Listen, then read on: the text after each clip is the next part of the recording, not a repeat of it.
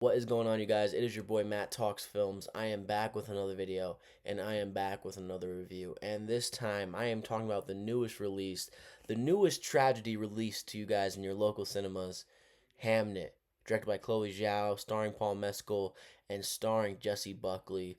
And man, oh man, there's a lot to talk about with this film. This is one of the most emotionally devastating films I've ever seen in my life. It's certainly the most emotionally devastating film I've seen this year, and this film has a very firm argument to be the best film of 2025, which is a wild statement to make because 2025 has been a tremendously great year for film. I mean, seemingly it's been banger after banger after banger. I've come onto this channel at least 3 to 4 different times and relayed to you guys that this should be the best film of the year, whether it's with Eddington, Sinners, 28 Years Later, and One Battle After Another. And now I'm here with you guys again, potentially talking myself into saying Hamnet is the best film of the year. And you know what's crazy? This isn't the last great film supposed to be coming out this year. We have Marty Supreme coming out Christmas week. So we are blessed as film fans. Obviously, we had this tragic news of Netflix winning the bid to buy Warner Bros. But hopefully that doesn't go through. Hopefully God intervenes there. But nonetheless, I'm here to talk to you guys about Hamnet, directed by Chloe Zhao. If you made this far in video, leave a like, comment, and subscribe right now. And also follow me everywhere at Matt Talks Films, Instagram, TikTok, and Twitter. And follow me on Letterboxd at Matty G's, capital MATTY, capital GZ on Letterboxd. And I'll see you there. Now, let's get into it. So I touched on how emotionally devastating this film is. I don't know if anyone else has shared the same experience, but I'm going to tell you guys my experience with this film. Obviously, this film is breaking me down bit by bit as long as this film kept on going. After the credits roll, after we hear that brilliant song by Max Richter on the nature of daylight, I sat there for about 45 minutes, and so did everyone else seemingly that I watched this film with in my theater. And the person in front of me got up, the person in front of her got up, and the person in front of her got up, and all like looked back at me. We all exchanged a glance with each other, and we all kind of like said the same thing, like, this is an experience I'll never forget, and I think I'm forever changed by it. Which probably an overreaction, but honestly, the way that this film broke us down, we just had to address each other in the audience because they were crying extremely loud. Now listen, I didn't fully break this film. There's about 3 to 4 different times in this film where it was getting disastrous. I thought I was gonna full out Tyrese Gibson cry, but I didn't. I somehow held myself together, but I cried. All right, I little silently cried. I'm not afraid to cry. Some of my best days are when I cry, but shockingly, I didn't full out embarrassingly cry in this theater. But hey, this film's gonna get a lot of people to embarrassingly cry in theaters, and that's not something you should be embarrassed about. But it's an innate feeling that we all have when we have that embarrassing cry. But nonetheless, it kind of felt like a communal experience when everyone got up at the end of this film and we all looked at each other and we all exchanged a glance because the emotions felt throughout this film and the loud, audible cries that were heard throughout this film, you couldn't just not talk about them with everyone else you saw the film with. So I kind of love that how this film ended and then everyone got up and looked at each other and exchanged a glance. That doesn't usually happen at the end of a film. So this film was definitely great and different due to the communal experience that I experienced watching this film. And I assume a lot of people share the same experience I just told you guys. Like, I sure a lot of you guys looked at everyone else that you saw this film with at the end of the credits and like, hey, wow, what a film, and man, I am changed forever. Or at least that's how you felt in the moment. So that was awesome. Yeah, man. There are many points in this movie where I'm like, this film is special. This film is great.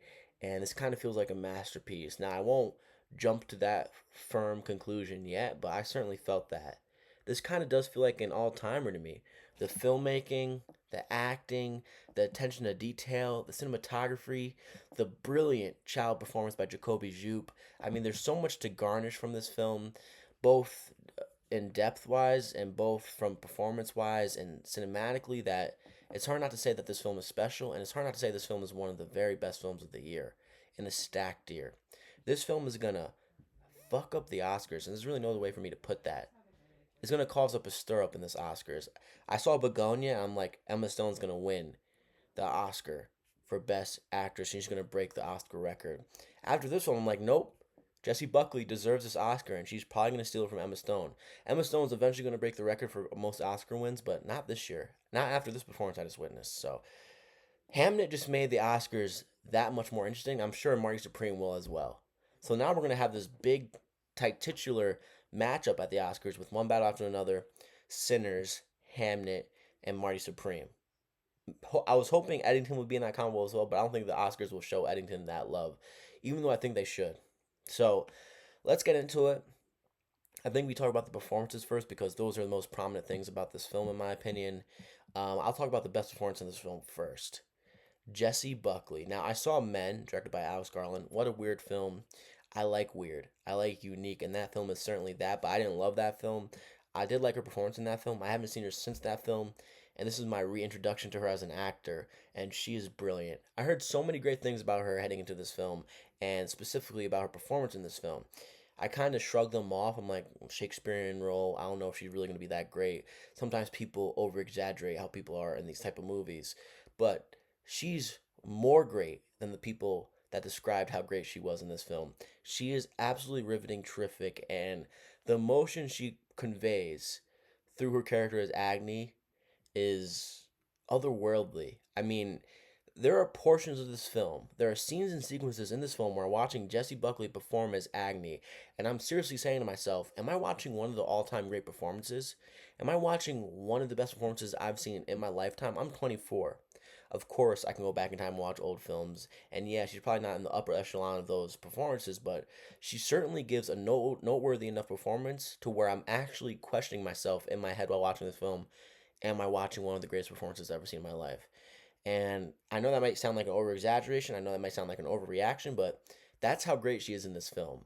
There's about 3 to 4 scenes in this film by her where I'm seriously sitting back in my seat in the theater. I'm saying to myself, I don't know how many other actresses can do that. I'm sure Emma Stone can do that, but outside of that, I'm not too sure who else can do this. So she is absolutely terrific here. She gives a lifetime performance, and this performance by Jessie Buckley might stamp her as the next queen of Hollywood. And this role that she just gave us in Hamnet might lead her to more roles in the future. And she might be our new Emma Stone, meaning she might have 2 to 3 Oscars within the next 20 years because that's how great this performance is. And this performance is so great that you can't help but to be excited and hopeful for a future. So shout out to Jessie Buckley. She is terrific. Agni is such a unique character. Agni is the wife of Will, but she's so much more than the wife of William Shakespeare. She is a mother, she has her unique character traits, and she has so much depth to her character. And I really love that the screenwriter for this film, I know this film was an adaptation to the book, but I really love that this film made her more than just the wife of William Shakespeare because a lot of films like this would just make her the wife to William Shakespeare. And she's certainly not that. She has a unique personality trait and I loved watching her go to work here. I loved her. I love how she went to the woods and had all these different things going on with her life before she fully fell in love with William Shakespeare. I loved watching the scenes of Jessie Buckley play with her hawk, letting the hawk fly around in the woods. I loved watching the scenes where she's harvesting. I love the scenes where she's just being a mother and being a great one, just giving all of her children this motherly love and conveying that very realistic and humane aspect of protecting your child and making sure your child is safe and loving them. I really loved that. And I also loved how scared she was during childbirth and how scared she was after childbirth and what the possible outcomes could be right there. And there's this scene in this film where the first childbirth scene in this film is she gives birth to her child in the woods. And that's a great scene cinematically and obviously performance wise. But the second childbirth scene where she gives birth to twins is generally one of the greatest acting sequences I've ever seen in my life. Like that's a scene where it's so scary and so real that you have to like kind of bring yourself out of the seat and remind yourself you're watching a film. You're not watching a videotape of someone giving birth, or you're not flying on the wall watching someone give birth because how she is reacting in this scene, you could have sworn she was actually giving birth. I mean, it's tremendous stuff. It's scary stuff. And what she's going through in that scene, you might not have gone through that in your lifetime, or luckily your partner might have not gone through that in their lifetime, or luckily your mother hasn't went through that experience in her lifetime, but you know somebody that has gone through that in their lifetime, or you're just putting yourself in her shoes and you realize how scary the situation is. So I really love that scene, and Jessie Buckley truly gives a all-time performance, and she gives a performance that is more than worthy of an Oscar performance. And honestly, I think she gives the best performance of the year. Fuck separating the actress and actor categories for the Oscars, she gives the best performance of the year. And like I love Leo in One Battle for Another. I love Joaquin Phoenix in Eddington, and there's a couple other performances this year. Emma Stone in Begonia, but she gives the certifiable best performance of the year, and I really don't think that's an argument. I think anyone who's been watching a lot of movies this year, a lot of new releases, would say Jessie Buckley definitively gives the best performance of 2025. Doesn't even matter if you separate it by actor or actress. She gives the best definitive performance of 2025. She's that great. So shout out to Jessie Buckley. She is terrific, and there's 3 to 4 all-time scenes from her in this film. So from being a mother to flat out just being a human, how she deals with her grief, how she copes with the loss of her child is beautiful. There is beauty in tragedy, and there is beauty in finding resolve through the darkest times in your life, and she beautifully conveys that through her performance of Agni in this film. She is terrific. Now we get into Paul Mescal as Will, aka William Shakespeare. We don't get to hear his full name until the end, which is kind of funny. It's kind of like a Marvel reveal, but it's handled really well nonetheless. Paul Mescal as Will. I love After Sun. I actually think After Sun is emotionally great, and it's a great film. I saw it on the airplane and I almost ugly cried. It was embarrassing. To say I've been disappointed by his performances after Sun would be an understatement because I have been. I like Gladiator 2. I might be one of the only people who like Gladiator 2, mind you. I wasn't impressed by his performance in Gladiator 2 at all. In fact, it felt lethargic, and the performance he gives doesn't call for the role that he was asked to play. And I saw The History of Sound this year with him and Josh O'Connor. Did not like him in that film as well. His performance is boring and lethargic. So with this film, all the things I've been hearing about it and all the praise I've been hearing about his performance in this film, I'm like, okay, this is a huge film for me because he is a highly touted actor. He is getting this label attached to him of being one of the best actors in the world of film right now that I don't know if he entirely deserves. And after this film, I can definitively say that he gives the best performance of his career. The range he shows in this film alone is the most range he's ever shown in the previous works that he's been in before this film because man oh man, he is terrific. He is terrific as a father. He is terrific as this son who his dad hates. His dad hates him in this film. His dad hates him because he wants to use his education to make it into his profession. He wants to use his education to become a playwright, and his dad hates him for it. He hates him and thinks he's a bum and useless because he's not a tradesman. He's stuck in that previous sense of thinking, and William Shakespeare is trying to evolve, and his dad doesn't quite see that. So his dad is still hitting him and emotionally and verbally abusing him. And I love seeing how Will, aka Paul Mescal, is trying to repress his feelings until he can't anymore, and that's a really great scene in this film. And I really loved watching him fall in love with Agni, aka Jessie Buckley's character, and all those cute and romantic scenes that they coincide with each other in this film. And then, most importantly, the way he copes and grieves with the death of his son is tremendously conveyed through Paul Mescal. I'm like, Paul Mescal, when did you get this amount of emotion? Because you haven't shown this amount of emotion throughout your previous works. So shout out to Paul Mescal. He was really great in this film, and it's his career best performance. So I couldn't be more happy to get a career defining performance from Paul Mescal in this film because he could have easily been the blemish on this film. He could have easily been the outlier here because Jessie Buckley is so great that he could have been the outlier in this film. Like, hey, Jessie Buckley is great, but Paul Mescal doesn't quite meet up to her. And honestly, I have no proof about this, and I'm curious if I ever met him, I would ask him this. I think Jessie Buckley brought out the best of him because she is so great that I feel like you have no other choice as a performer to perform up to her capabilities because that's what Paul Mescal does here, it feels like. Paul Mescal, he's not going to win Best Actor this year. I wouldn't expect that at all, but he definitely deserves a nomination. I think Leonardo DiCaprio was better in One Battle After Another, and I think Joaquin Phoenix in Eddington was better. But he certainly deserves a nomination, and he certainly puts the world of film viewers on notice because, quite frankly, he hasn't gave us anything this special before. And shout out to Paul Mescal. He gives a layered performance. I love the scenes of him being a father, particularly the scenes between him and Hamnet. Those are very strong and powerful scenes. And I was kind of blown away with the chemistry he had with not only Agni, aka Jessie Buckley, but the chemistry he had with his kids. And also, I love the awkward tension that he had with his parents, Mary and his father. So his parents are Mary and John. So the intense and awkward chemistry and the toxic relationship that he has with both his parents, Mary and John, is a very interesting relationship to navigate and watch as a viewer.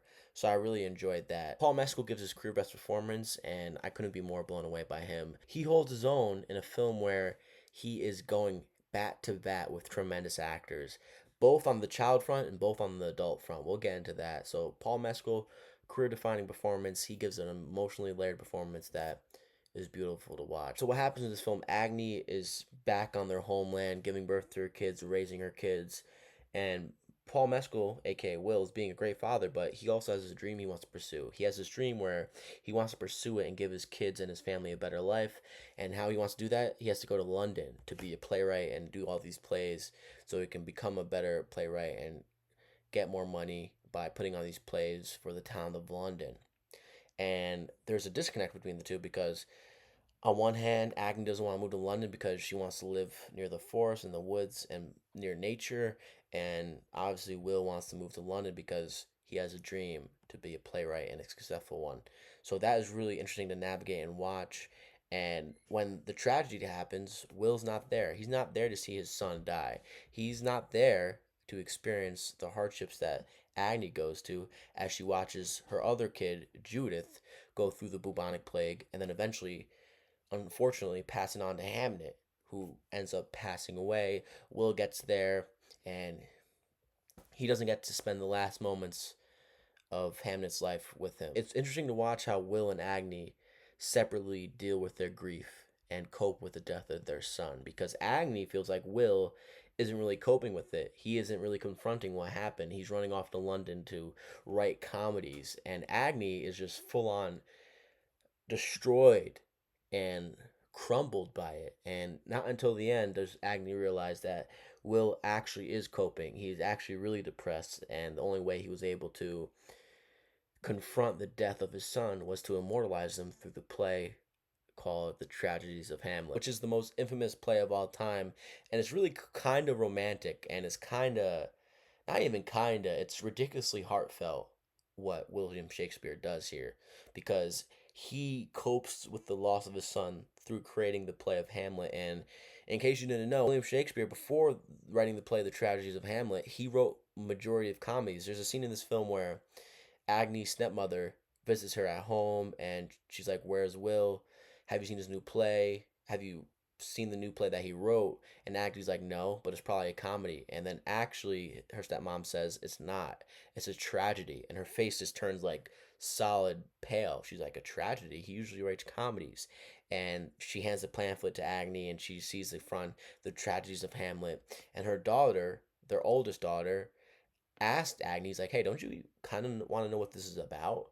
And then we get the last sequence of this film where she goes to see The Tragedies of Hamlet in London with her brother. So it's tremendous, and I love the contrast of both of them dealing with their depression and grief in different ways.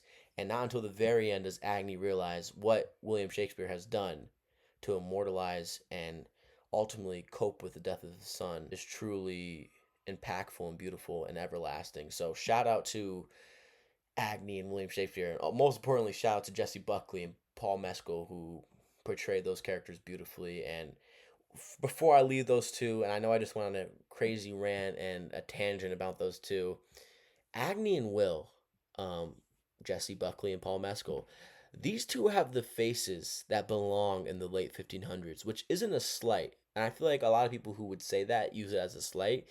These two have an attractiveness and a beauty that transcends time periods. Like they can literally play anyone from the 1500s to the 2020s. Like that's how attractive they are. And for them to play this role and to not portray their iPhone face, because a lot of people who are cast into these roles, into these time period films, have an iPhone face. A lot of people said Dennis Quaid's son Jack Quaid had an iPhone face in Oppenheimer, which I really can't disagree with. None of these people in this film have an iPhone face, particularly the two leads in this film, Paul Mescal and Jesse Buckley. So they look like they belong in the 1500s, and that is a very great characteristic to have because they could have easily been not believable in this film, and instead they are incredibly believable. So shout out to Jesse Buckley and Paul Mescal. They give great performances, and particularly Jesse Buckley gives an all-time performance, and she's going to win an Oscar, and I think Paul Mescal is going to deserve a nomination at the Oscars this year. So moving on to the supporting cast, Emily Watson, my queen from Punch Drunk Love, one of my favorite films of all time. She's in this film. She's one of the best supporting actresses you can have in your film, and she shows that here. She brings a veteran, savvy nature to this film that is much needed. She is great. Her character is, listen, doesn't have a lot of screen time, but the screen time she has in this film is very effective and it's very purposeful. So shout out to Emily Watson. She is great in Hamnet. We also get Joel Alwyn, who I loved in The Brutalist. He is terrific in The Brutalist, and he's terrific here again. He doesn't have a lot to work with here as Bartholomew, but he is really, really good. I mean, there's scenes with him and Jesse Buckley where you're like, hey, is this really in the 1500s? Because first of all, they both look like they belong in the 1500s. And then second of all, they're so good that you can't help but to realize that you're watching two great performers coexist on this big screen together. So Joe Alwyn, he's going to continue to be one of the best supporting actors you can cast in your film. And honestly, I can't wait to see what his future beholds because once filmmakers start garnishing more trust in him, he's going to get bigger roles and bigger assignments, and I'm curious to see how he improves more and more over the future. So Joel Alwyn, he's one to look out for, and I can't wait to see what's on his plate in the future.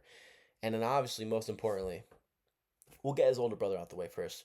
Noah Jupe. Noah Jupe plays Hamlet in Shakespeare's play that Agni gets to see at the very end. He's very great. He's very good. And honestly, Noah Jupe, you recognize him from Quiet Place 1 and Quiet Place 2.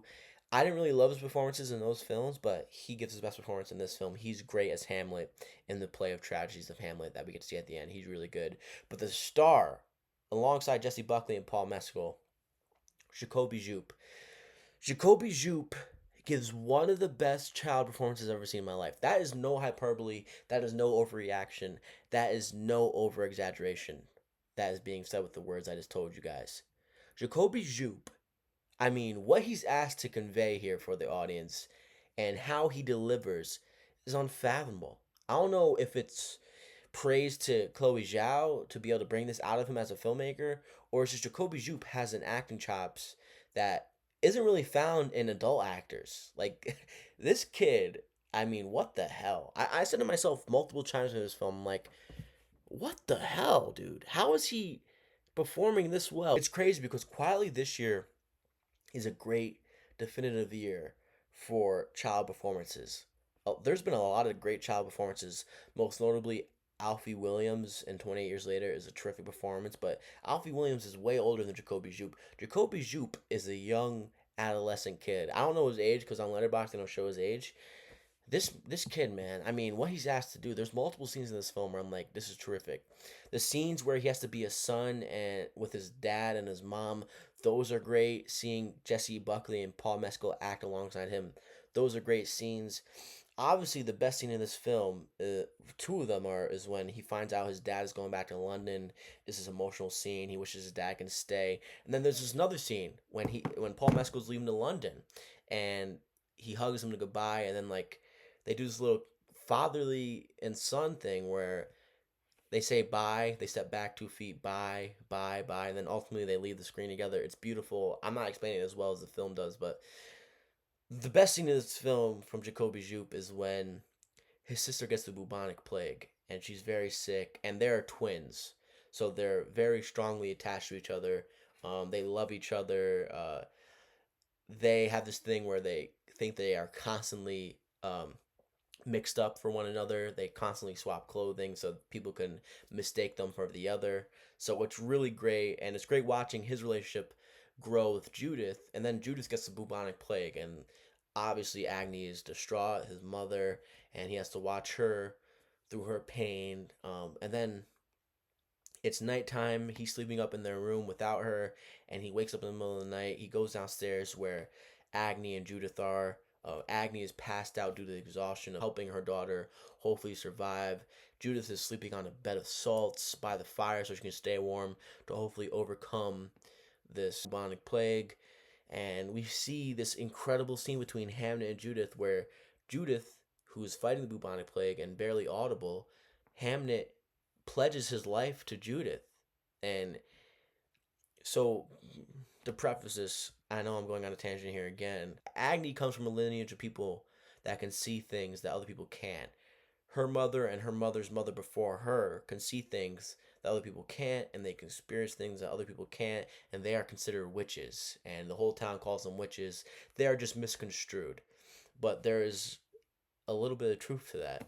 So when Hamnet goes downstairs to see his sister battling with the bubonic plague, he sees death at the window, calling for Judith. So there's a beautiful scene where Jacoby Jupe, Hamnet, says to Judith, "Take, I'm gonna give you my life. I'm gonna be a brave boy. I'm gonna allow death to mistake you for me. I'm gonna be a brave boy. I'm gonna protect you. I'll always love you." And there's this great scene where he gets in bed with her. He pulls the covers over the both of them and says, "They're gonna think I'm you. They're gonna take me instead of you." And then, truth be told, the morning comes around. Agni wakes up. She sees two people in the bed. She's like, "Hamnet, you're not supposed to be down here." She pulls down the covers.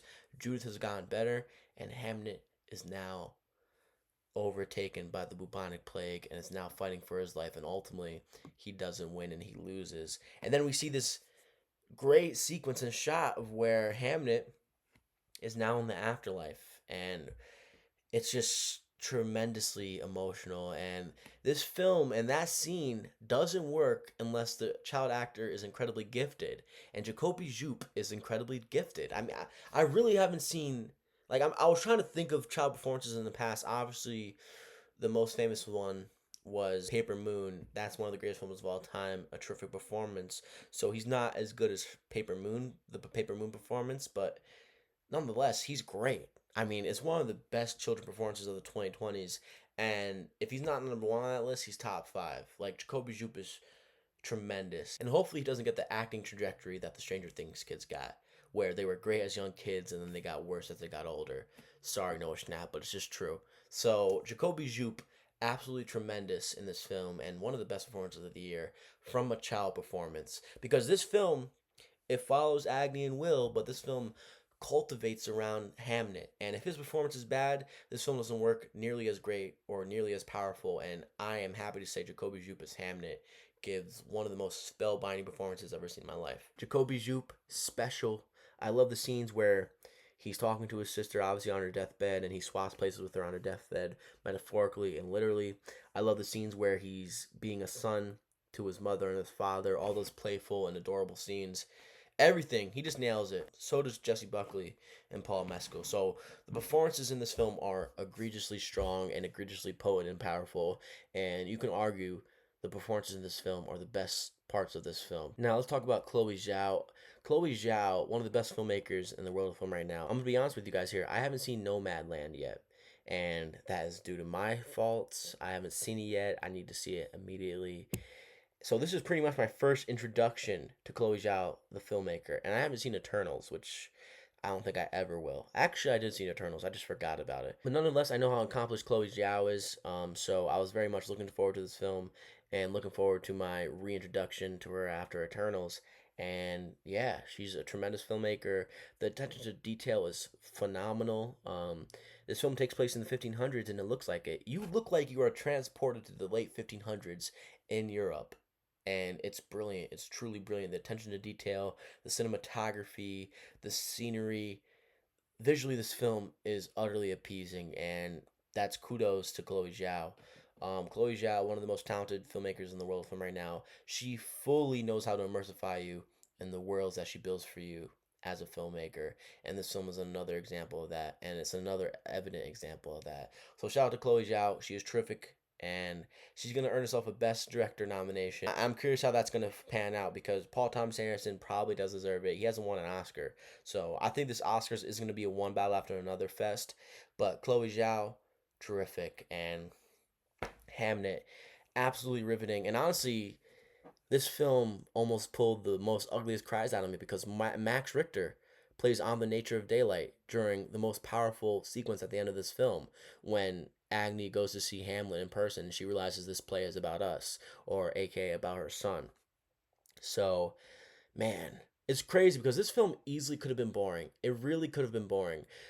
A lot of these films that you've seen similar to this one are boring because the performances are boring, they're lethargic, and obviously the scenery is dull and lethargic, and there's nothing to take from the scenery that you're watching and consuming as a viewer. And obviously, honestly, some of the stories and biopics that you see that are similar to this story have no substance matter, and there's nothing to garnish from them. There's a lot to garnish from this film. How to cope with your depression, how to cope with loss, romanticism, love, and how you can overcome loss by fully understanding how your partner copes with you through tragedy and how it copes with you supposedly through tragedy. So I love this film. I think it's terrific. It's one of the best films I've seen this year, and it has a firm argument to be the best film of the year. I think right now, if I go to my letterbox list of the best of the worst of 2025, I've seen 87 films.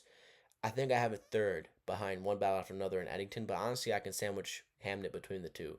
That's how highly I think of this film. My top five for this year, probably chalk. I'm gonna be honest with you guys. I wish I had more personality, but honestly, I think this is pretty personality filled, if you ask me. So number one, I have One Battle After Another, Paul Thomas Anderson. Number two, I have Eddington, Ari Aster. Number three, I have Hamnet, Chloe Zhao. Weapons, number four, Zach Kreger. And number five, Kugler Man, Sinners. Number six, 28 Years Later, in case you wanted an honorable mention. And number seven, Blue Moon.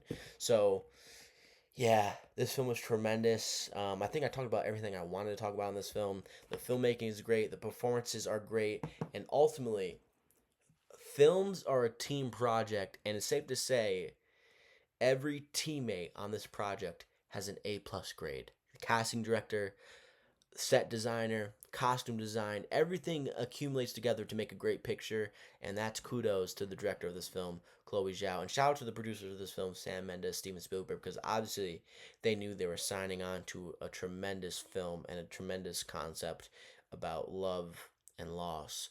So ultimately, I give this film a 5 out of 5, one of the best films of the year, and honestly, I think it's the sixth film I give it a 5 out of 5 this year.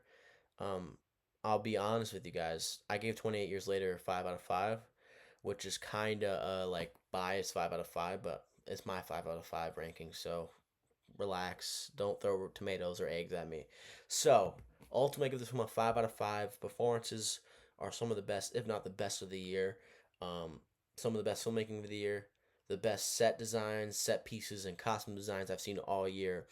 And altogether, this film is near perfection. Honestly, close to a masterpiece. I don't know if I would confidently say it's a masterpiece, but god damn it, it's the closest you can get to a masterpiece. So, Hamnet, utterly terrific, damn near perfection. And honestly, I'm stuck between going to see this film 5 more times again or never seeing it again in my life. But honestly, I'm way, way, way closer to seeing it 5 more times in my life because honestly, there's gonna be some times when I want to cry, and this film is gonna get that out of me. So, I can't wait to show this to my mom because it's gonna traumatize her. She's gonna cry, and I can't wait to show it to other people in my life that appreciate films. Because if you appreciate films and you have an admiration for performance, storytelling, and filmmaking, you are gonna love this film. So 5 out of 5, Hamnet. Matt Talks Films stamped it. So yeah, next week. So Jay Kelly just came out, and I know next week the new Glass Onion picture came out, and I can't wait to see that. Next week, I will either do one of the four, or maybe two of the four. Who knows? Ella McKay comes out next week, which I really don't want to see. The trailers for that film have been pissing me off. Every new release I go to see these previous 5 or so weeks, I have to see that trailer, and honestly, that trailer looks horrible. Despite having Woody Harrelson, Albert Brooks, Jamie Lee Curtis in it, I don't want to go see it. I might go see Kill Bill. Not even might. Definitely going to see Kill Bill. Um, the accumulation of both of them together, the whole bloody affair. So I might do a review on that. Then Jay Kelly, and then the Knives Out picture. Those are the 4 films I might do for next week. So next week you guys will see me Friday or Saturday morning or Thursday night. Depends on how fast I review it and how much I like the first draft of it. So it is your boy Matt Talks Films. Hamnet, one of the most emotionally devastating films I've seen in my lifetime. One of the best performances I've seen in my lifetime. And honestly, it's a picture that is going to be heavily, heavily praised during this Oscar season. So it is your boy Matt Talks Films. If you made this far in video, leave a like, a comment, and subscribe right now. Follow me everywhere at Matt Talks Films, Instagram, TikTok, and Twitter. And also, if you like sports content, follow me everywhere at Matt Talks Sports, Instagram, TikTok, and subscribe to my channel at Matt Talks Sports on YouTube. And last but not least, Letterboxd. I know you have a letterbox if you're watching this because you are a cinephile or a film nerd, whatever you want to, whatever phrase you want to attach to yourself as a film lover. Letterbox, Matty G's, capital Matty, capital GZ at Letterbox. Follow me there, and I'll see you there. It's your boy Matt Talks Films. Until next time.